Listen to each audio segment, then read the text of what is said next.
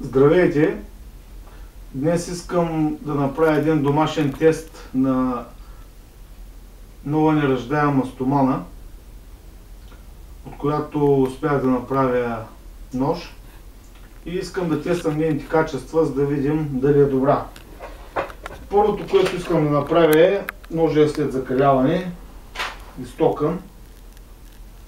Първото, което искам да направя е тест за самия ряз на острието.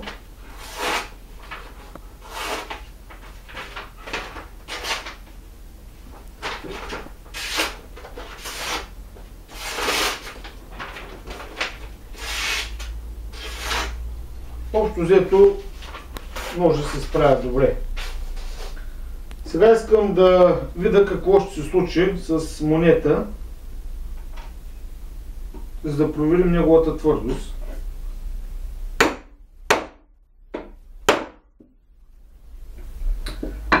За съжаление, това ми идва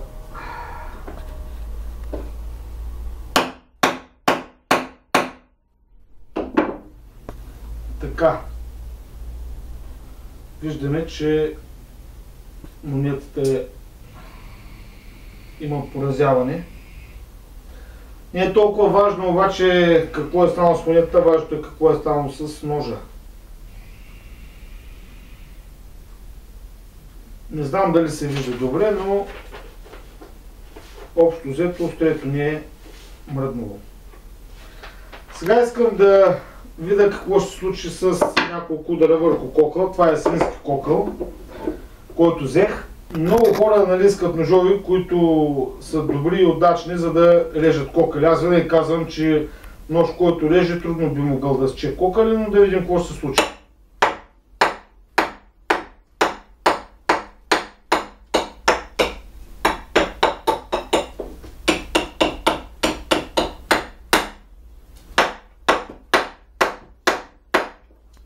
Така, не знам дали е видимо какви са пораженията върху кокъла.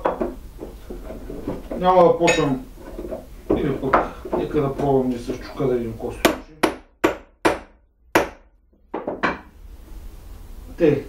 Кокъла го понасякахме доста.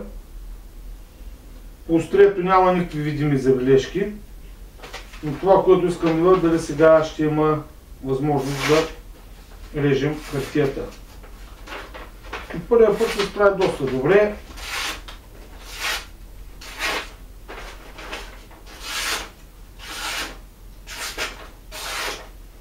И за мен нещата са доста добре. Ето, това е новия модел нож, който започнах да правя.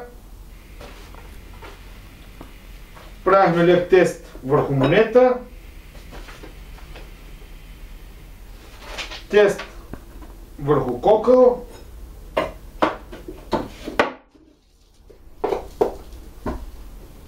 Ето тук. И ножа продължи да реже. Това е.